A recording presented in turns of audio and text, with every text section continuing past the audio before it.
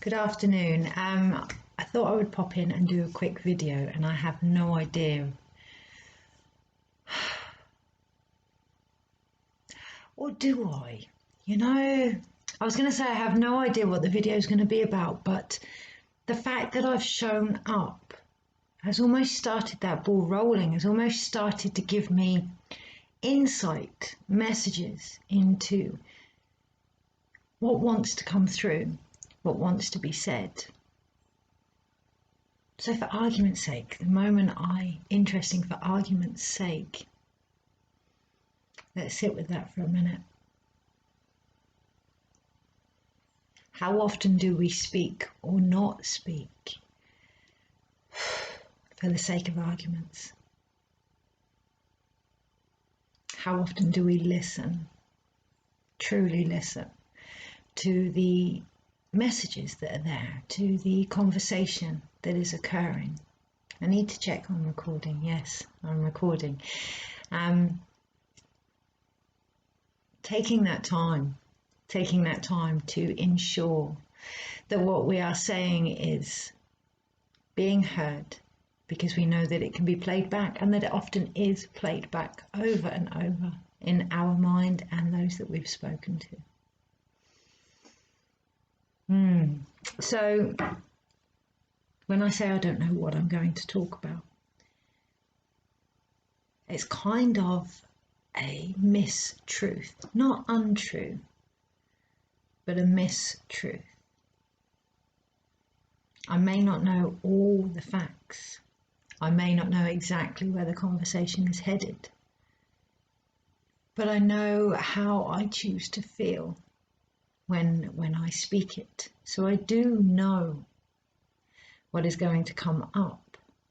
I do know how it is going to feel, and therefore I do know how it could be received. Emphasis on the could. How somebody takes something is up to them ultimately, but how it could be received.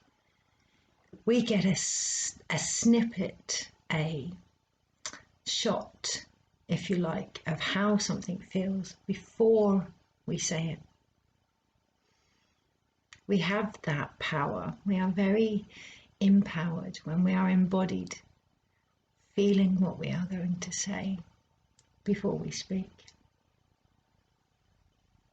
I haven't done it that well this week, and I know that. I can feel that. Not only can I replay situations, I can feel it in my heart, and I can feel it without shame or guilt, knowing that I am a work in progress. We all are a work in progress.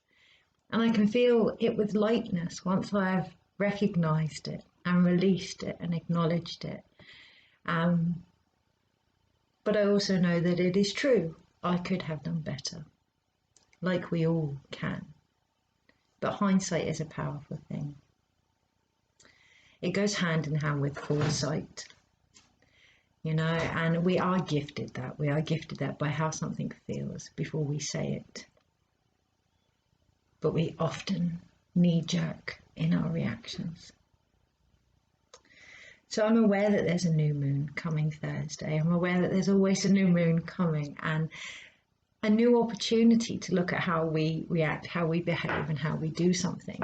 A second wave, that's what I hear, a second chance to look at what is actually affecting us or infecting us. There's a lot going on collectively, and I won't go into the ins and outs of that, because I think it's very empowering to bring it back to the self. I think it's very empowering to look at immunity as in IAM-UNITY. So bringing it back to our own reactions. And there is great strength in that, and there is great power in that, and great truth in that. But it is always a work in progress, which again, in that there is great strength, great power, and great truth. We are always learning. We are always discovering. Which brings me on to one of the first insights I picked up today. I found myself, the last few weeks has been quite a shock personally, and I found myself ungrounded and in this space desperate for answers, and yet obviously because I'm ungrounded in the moment, unable to form any outcome. Not that there wasn't choices, not that there wasn't options, there were so many that it wasn't until I stepped back to where I was now in each moment that I could decide on what one was relevant to where I want to be, but also where I currently am. You know, we can often wish to manifest things that are unrealistic. We can often pick these unrealistic goals so that we never succeed as well. I know I've definitely done that myself, and even by speaking it, I'm aware of the truth in that. And aware of the additional unnecessary pain I've caused myself with that, but also the growth. It isn't until we are in the current moment that we can see if something is actually realistic or in a timeline relevant to us.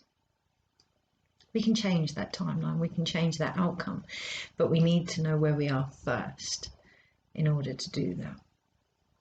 And that can be very painful. That can be quite a shock to the system. We're not always where we would like to be because we are here to grow. So sometimes it takes breaking the mold of our beliefs, our past, how we have always done things, in order to truly stretch and expand in different ways and different potentials. So this morning I woke up ungrounded and as such unable to make the simplest of decisions.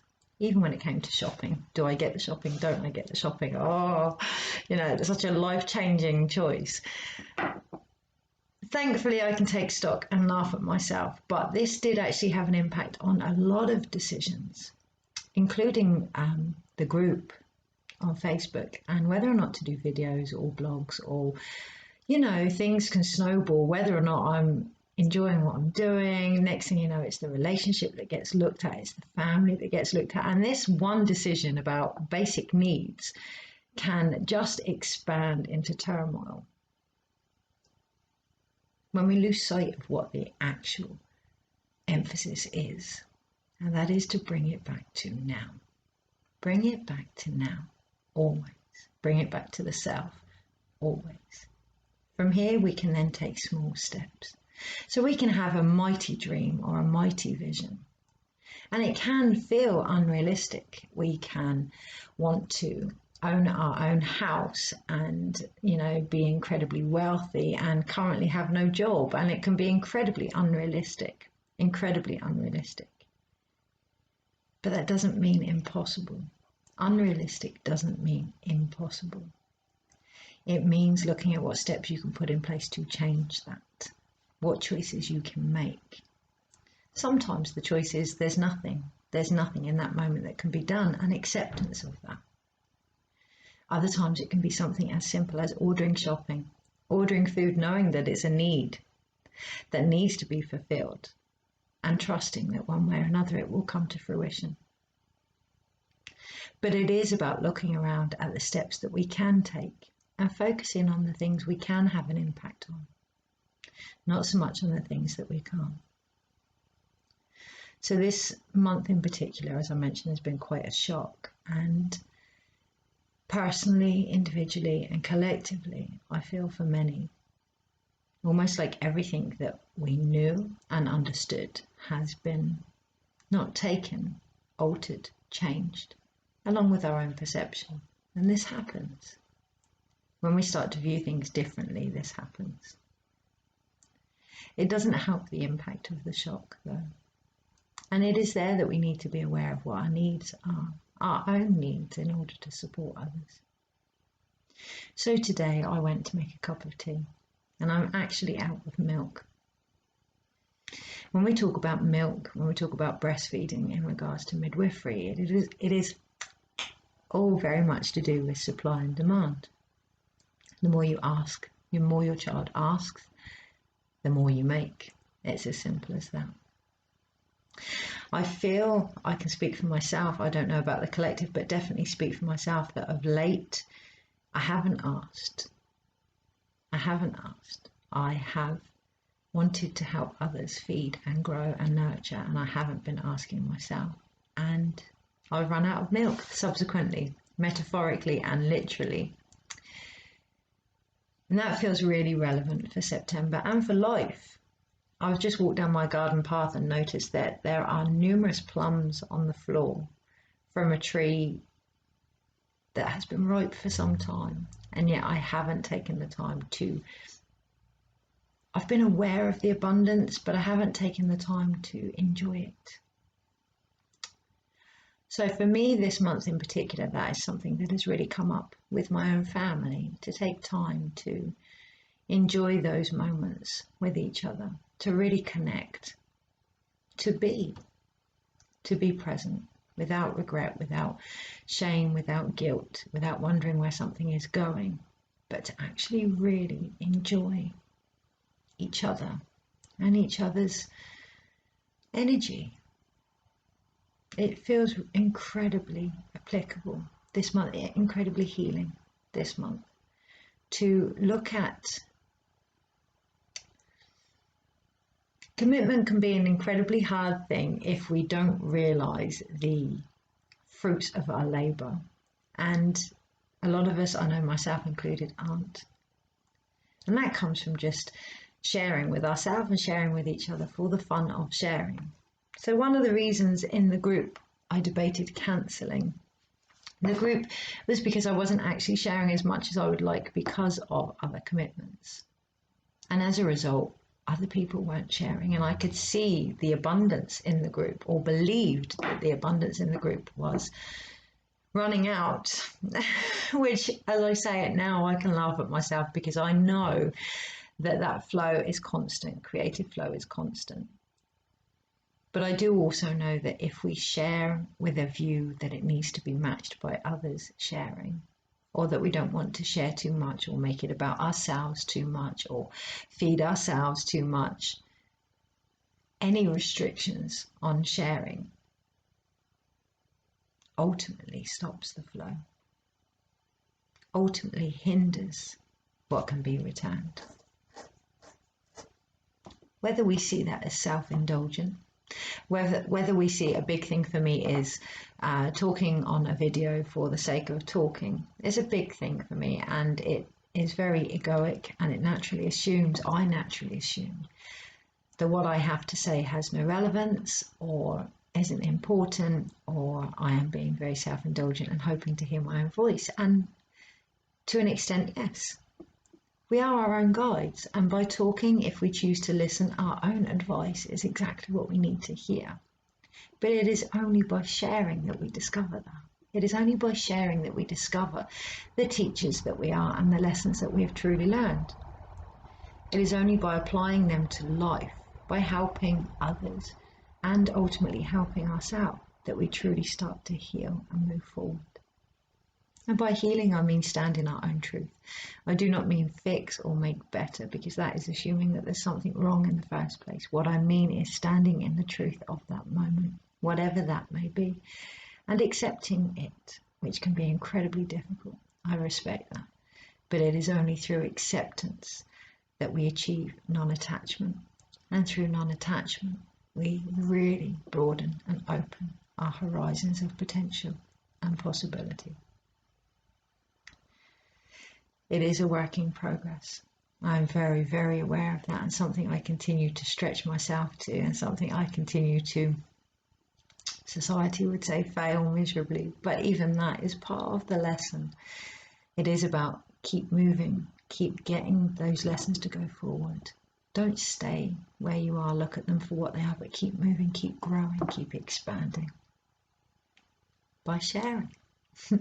Whether that is with yourself through journaling, or a video that may not get shared, that may get shared, or in a group. A quick sip of my tea.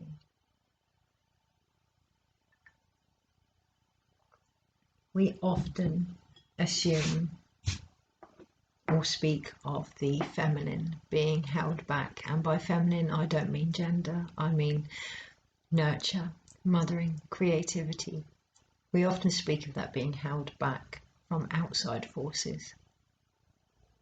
what I have found personally and collectively, and I will say it, it feels relevant to say it, the individual can also hold back the feminine. The individual can also hold back.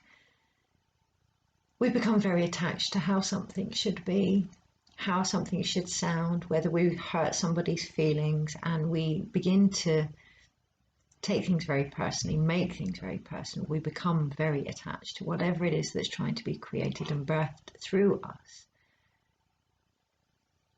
That is part of our growth, but if it gets to the point where we don't share it, ultimately we will still grow, but it is then us that is holding back the feminine. It is us that is holding back the Divine Mother, and it is us that is holding back creativity. That can get very uncomfortable. To hold back the birth of something can be incredibly uncomfortable. So how do we achieve balance? How does it feel when we share? It can feel frightening to be vulnerable. It can feel as if we are being judged. When we share something, it can feel as if we are not good enough. And those things all come from patterns within us. We often assume they are coming from outside of us, when in truth they are being reflected from us.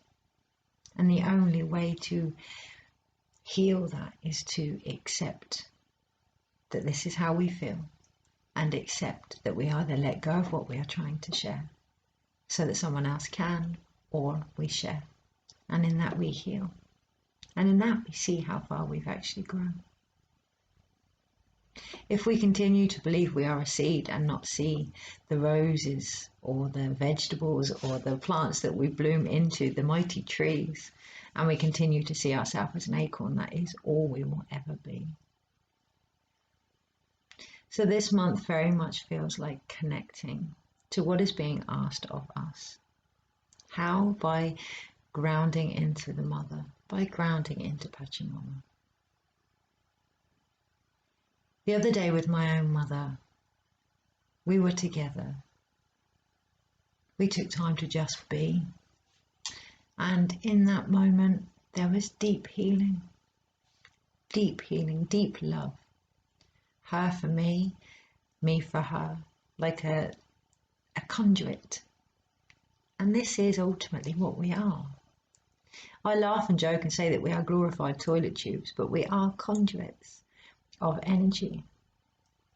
And by really connecting to that energy with no attachment and no judgment, and allowing it to come through us and birth how it needs to be birthed, we not only shift energy within us and stand in the truth of who we are, but we flow that energy for the earth into all of her children and all of our relations and generations to come. So with that in mind, I'm going to use a different deck. And the deck that I'm going to use has really actually caused me a few, not problems. It has helped me to grow, shall we say. And it's called Dreams of Gaia, the Dreams of Gaia Tarot. And it's by Raven Felon. I do apologise if I've got your name wrong. Now, the reason that this deck in particular has stretched me is because everything I know about the tarot has been chucked out the window. There are extra cards in this deck. Numerically, it doesn't follow the Rider-Waite. So the Fool, rather than being 0, is 1. So that has a knock-on effect of all the other cards, but there are also extra cards in the deck to do with our beliefs and our choices and our judgments and, our realities. The other thing with the deck is normally something like that wouldn't bother me because I do use my intuition. I like structure as a foundation, so structural knowledge as a foundation, but I base a lot of what I do on intuition. But with this deck, it seems to take me further than how I feel. Moreover, I am connecting with the deck on a level that embodies the message. which is really perfect because they are the dreams of Gaia, the dreams of the mother, the dreams that she wants for us as her children. And it's very relevant. We talk about being in alignment with our higher self and being in alignment with our purpose and what it is we came here to do. And ultimately, we often forget that we came here to serve the earth. We came here to help her grow too. And it is a privilege to walk this earth. And it is a privilege to be part of her growth, to witness her expansion and delivery through us, through our ancestors, and through those to come. And we often forget that. We can often get very caught up in what is being asked of us from a spiritual level, but without applying that to life in the physical, on the earth. Yeah, that can often leave a gap in our ability to manifest. So it is about bringing it down also. So today when I was out walking my dog, being aware of the messages that the earth is speaking to us, being aware of her communication. Now I say her, but I don't mean gender, I mean the mother energy, the mother archetype. Being very aware of being held in the womb of creation, the sacred space of creation, which all of us, regardless of gender or identity, have been held in at one point. Today when I walked my dog for the first time in my life, I saw a kestrel, obviously a member of the hawk family, a member of the eagle family, which is the East and New Beginnings. I saw a kestrel on the ground, feeding. Now, eagles will only come out when they're hungry. They do not fly for the sake of flying. They fly when they need their basic needs met. Not only had this kestrel done that, this kestrel had actually come down to the ground in front of me to signify that physically now, it was chance to connect to the earth and realign my needs with hers. All mothers, all of us, whether it is children, whether it is something we have created, whether it is love for ourselves or each other, when we are in a place of nurture, want the very best for the world, ourselves included. That is not egotistical, that is not indulgent, that is true. That is abundance. So with that in mind, I am going to use this deck. Okay, and now I know how I'm going to use this deck. I'm just going to shuffle one card. I can hear one ring to rule them all from Lord of the Rings. The impact of man, the treasure of man, the footprint of man, and all that they bring. That potential lies within us. There is great love there, great love there. Yeah. Huge love I could feel. And it felt like almost channeling a message from the earth to her children. And the card that came out was integrity. And it is an extra card in the deck. So it's number 23. And it is the card that would come after, a few after the world card in the Rider-Waite. Now in the card integrity, we see such a beautiful place of abundance. We see the Garden of Eden. I'll show you the card in a moment. There is Jaguar there, Otorongo, our ego, our shadow, protecting actually our naked, raw, feminine self. We often push away our ego like it is an enemy, and our shadow is actually where our treasures are. It is about going above that judgment. It is about going beyond what we expect ourselves to be and finding those things that we have hidden, maybe out of shame, maybe out of suppression, that creative, sexual, fiery, naked, raw, vulnerable energy, and finding it because there's great power there. There's great power there. and great integrity to who we are. If we hide certain aspects of ourselves, we will never be whole.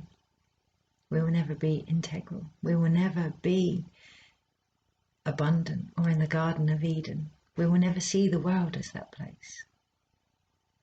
So in this card there is an apple, and I am reminded of Eve or Lilith and the age-old suppression of the feminine, biting into the intellect of creativity, biting into the knowing that we are connected and always supported by an energy far deeper than we can realize on the very ground that we walk. No matter what has been going on over this last, I want to say year, but it feels so much longer. No matter what is going on ever, the earth continues. She continues to grow. She continues to die. She continues to be reborn. And we are her children. We come from that energy. So no matter what you are going through right now, know with integrity that this too will pass. This too will die and be reborn. And this too will pass.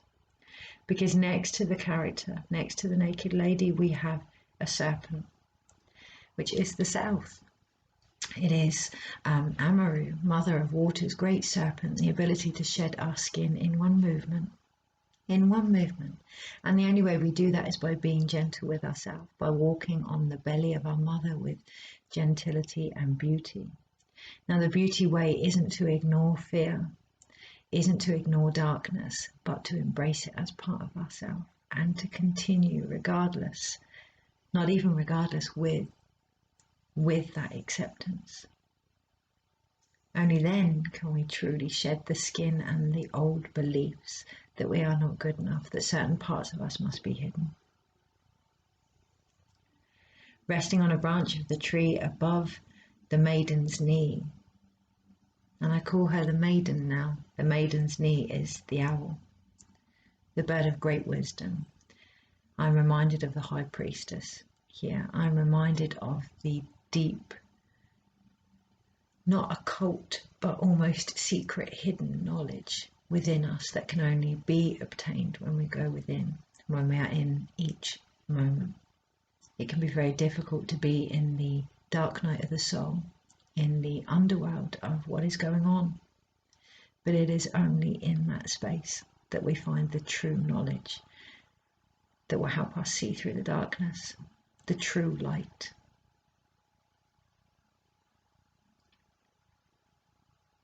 Is there anything else? Well, she is looking at me. I will show you the card, but she is looking at me asking, is there anything else? And what I see is water behind her flowing, just flowing with great abundance. And what is water if not life? What is water if not movement? What is water if not emotions? And they are flowing and free. And it is actually this freedom that is giving great green lushness and healing to the environment upon which she is sat. And I'm reminded of the metaphor of whether we want to stay an acorn or a tree, and she is actually neither. She is sat upon the tree that has come from the growth of the seeds that she has planted. So it is that non-attachment, and remembering that non-attachment does not mean we do not care. Non-attachment does not mean we are not aware. Non-attachment is acceptance of what is going on, so we can truly expand and be open to every potential.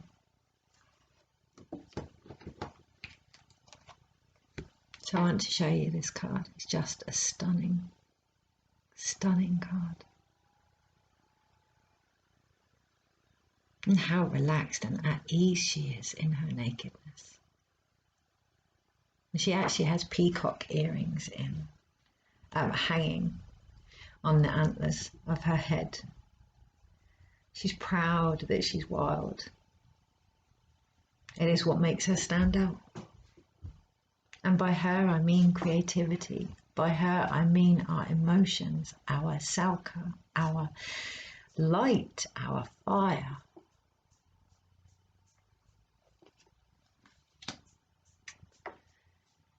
And when she says, is there anything else, the card that I'm drawn to next to her is the Five of Pentacles. And I'm going to show you this card. This shadow aspect here.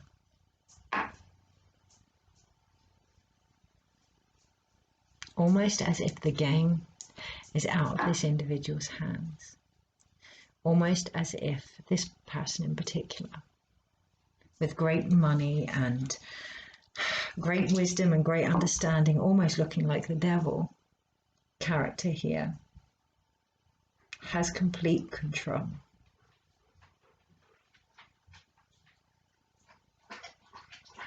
My dog is just drinking.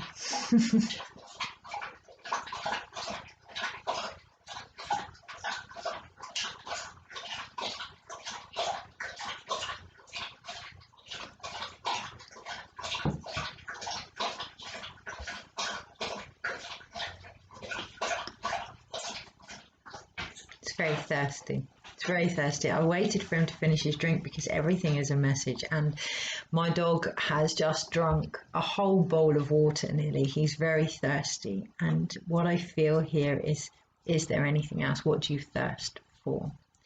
What do you thirst for? Because ultimately you have the cards in your hands. We can sit here and believe it is up to somebody else, or we can let that thirst take over us and go for what it is we are trying to achieve. But have that integrity there. What is abundance truly to you? Is it being who you are, naked and raw and animal in your instincts? Is it possessions? Look at your shadow aspect here.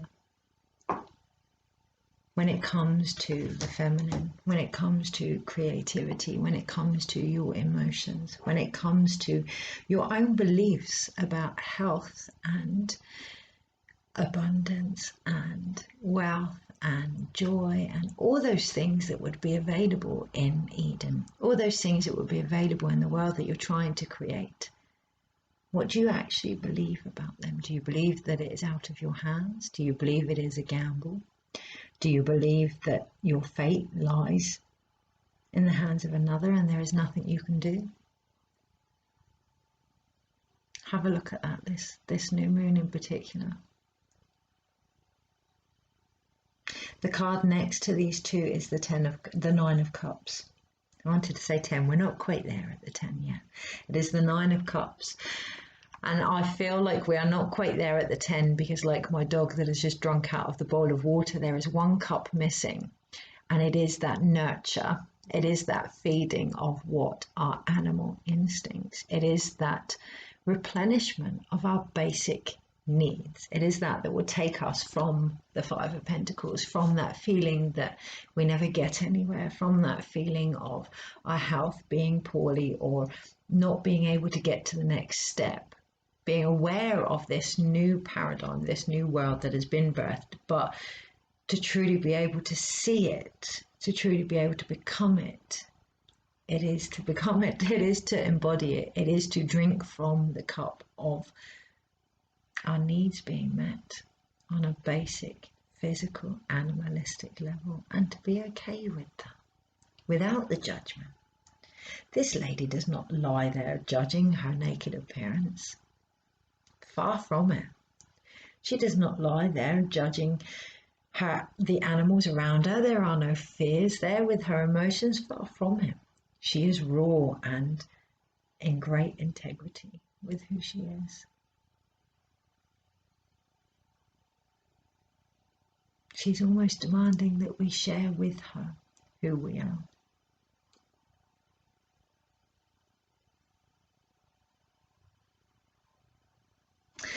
So I will show you the Nine of Cups. I wasn't going to show you the Nine of Cups because I didn't feel like it was applicable, but it felt like lifting up the Nine of Cups because actually there was something underneath. Now the Nine of Cups here, this is that spiritual energy coming down. This is that aligning with our purpose. This is what I came here to do. Okay? All that creative, beautiful energy coming down. The Blu-ray, yes. Atlantean, yes. Healing, yes. Codes, yes. Light language, yes. All there, all stuff that we have been aware of anyway. So what is underneath all of this? The mother. The mother energy. Now in this deck, she's actually number 4, but because of the numbers, that has taken her forward a step. It has taken her forward a step because of the structure put in there before. So often we can look at the way things have been and use those examples to, I'm going to say it, give excuses for where we are and how we behave. But in the right frame of mind, our past can actually, when turned on its head, give us great structure and great ability to connect to who we are. The path that we have walked has been for no reason. The learning will come truly when we share these teachings with others, when we create and birth what has been asked of us from the moment we came here. And that is the mother. That is the earth. That is the feminine, the creative. So often we can hold back. Often we can not do something because of our past beliefs. Because the screen just went, because of our past beliefs, our past patterns, and often we can pull back slightly or not birth at all. But it isn't about us, ultimately. It isn't about us. It is about being integral to why we are here, and that is to serve the earth for generations to come. That is to leave an imprint, a footprint of a greater place, of a greater evolution. Remembering where we came from, remembering our Eden, remembering that it is here always, and that it is up to us, like the kestrel, to bring that higher vision down in all we do, down in all we believe, and down in all we create, without that judgment. And just letting something grow and sharing it. Every time we do, we are giving the feminine chance to speak, to be heard, to be created. Everything we do is an opportunity for her to birth through us. So that's very, very powerful, very powerful. Including the things we may have views or judgments on. So this month, this week, this year, this lifetime, however you want to take it, non-attachment, acceptance, unconditional love of yourself and others is what is actually going to help us move forward. Connect to the mother. Let that healing love, that supply and demand come through you. Give it. Give it to others. Give it to yourself. Let it keep flowing backwards and forwards and growing into something incredible. Hold great integrity in who you are and why you came here. Let go of the old beliefs that hold you back, Take care. Have a wonderful day, a wonderful week, a wonderful life, however long it is before we see each other again. And yeah, enjoy. Bye.